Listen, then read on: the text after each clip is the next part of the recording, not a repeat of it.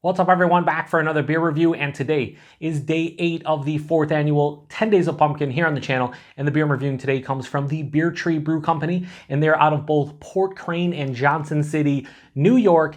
And this is their mashing pumpkin. So they're calling this one a pumpkin ale that comes in at 5.6% alcohol by volume, 11 IBUs at the time of review. This can is approximately 3.5 weeks old. So that's strange to me to say is this can is 3.5 weeks old, because when I do the 10 Days of Pumpkin, most of the pumpkin beers are like 6 weeks, 2 months, 3 months.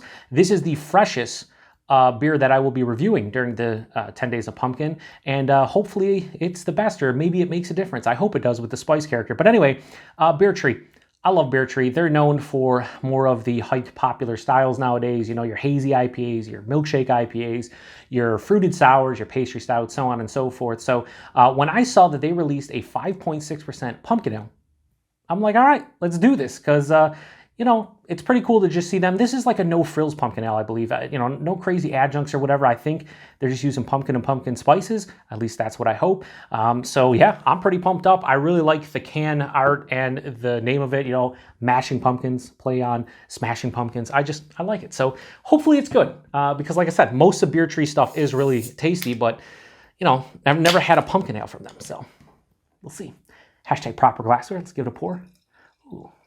So pouring out a little bit lighter than I anticipated, but when it gets in the glass, it's probably going to be that dark, like burnt orange copper-ish color. And sure enough, it is. Maybe still a little bit lighter. So yeah, that pours out like most of the pumpkin ales I have been reviewing this year. Like I said, burnt orange, a little bit of like a lightish copper.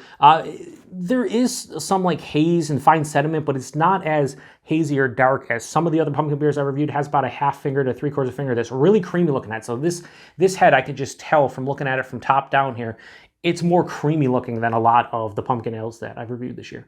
But yeah, that just looks like a well-made pumpkin ale. It's good nose. Huh. So most of the pumpkin ales that I've been reviewing this year, I typically take them out of the fridge like 25 to 30 minutes beforehand. So get a good half an hour out of the fridge. My fridge is not that cold to begin with, so most of them are like 50 to 55 by the time I drink them. I don't want them to be super cold, because I don't want you know, the flavors muted, especially the spice character. But this one is muted to some degree. So I'm getting like a light malty, almost biscuity kind of malt base. Sweeter malt. There's a little bit of like a caramel and like a brown sugar thing.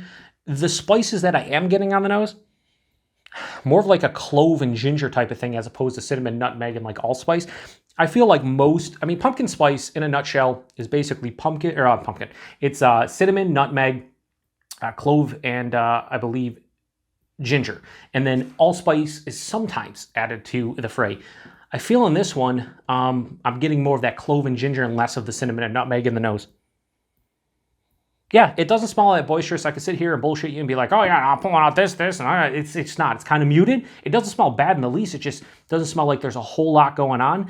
Not very akin to the Brooklyn Post Road Pumpkin that I did on day 1, but kind of in that vein where there's not like a ton of spice. There's not a ton of like pumpkin character here, or pumpkin spice. Anyway, let's get into it. Cheers, everyone.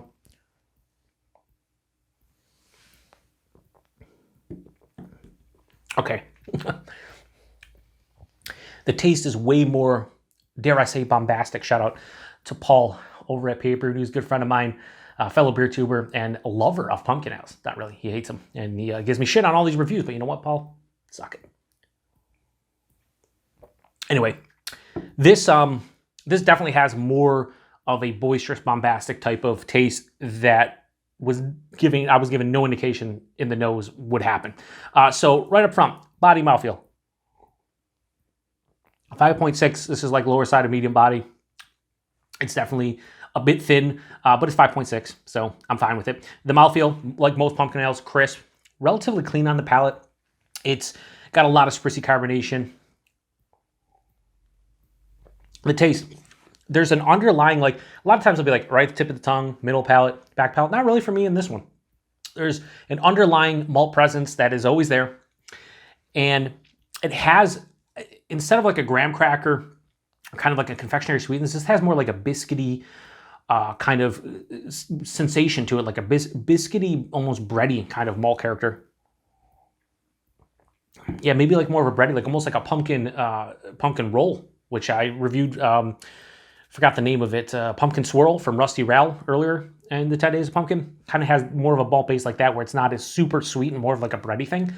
But you get all those spices on top. I'm hit right at the front of the palate with ginger. Not as big as, I'm just going to reference all of the 10 Days of Pumpkin I've done this year. So when somebody watches this review in like 2022 and they're like, what? Like, yeah, no, I do 10 Days of Pumpkin. It's 10 straight days of pumpkin beer reviews, and I typically do them at the end of October, ending on Halloween. This is day 8, and all these beers that I'm mentioning I did earlier. So the other one I want to mention was Ithaca's Country Pumpkin, which was a huge ginger bomb. I'm getting a lot of ginger on this, not as much as that, but kind of similar in terms of like it is the predominant note. Right after that ginger, there's a little bit of clove, maybe a little bit of allspice. Not really getting a lot of cinnamon and nutmeg, which is maybe a little bit of nutmeg, but not much cinnamon. Yeah, so I would say ginger and clove lead the way, touch of nutmeg, some allspice, really no cinnamon to speak of. The malt character is more of that biscuity, bready type of thing, not a lot of confectionery sweetness. I would say this is going to sound real dumb, but I mean, most of my reviews are really dumb, so it goes without saying. This is like a drinking pumpkin ale. This is like a sessionable pumpkin ale to me because it's not too crazy on the spices. There's not a lot of sweetness. I think it is relatively balanced, just in a different way, where usually when it's balanced, it's that sweeter malt sensation that kind of mimics like a graham cracker crust or like a sweeter like pumpkin pie type of filling. And then you get the spices and those balance out. This is more like the base beer is just like a blonde ale or something, where it has that biscuity, bready kind of base.